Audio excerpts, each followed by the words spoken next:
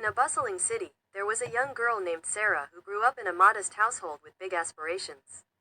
Despite facing financial challenges, Sarah was determined to excel academically and become a respected professor.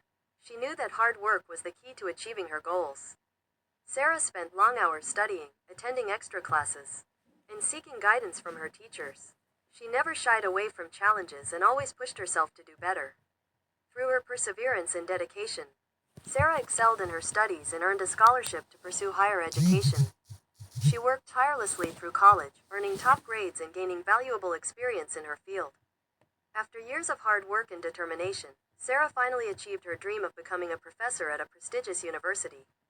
Her inspiring journey from a young girl with a dream to a successful educator showcased the true value of hard work and dedication.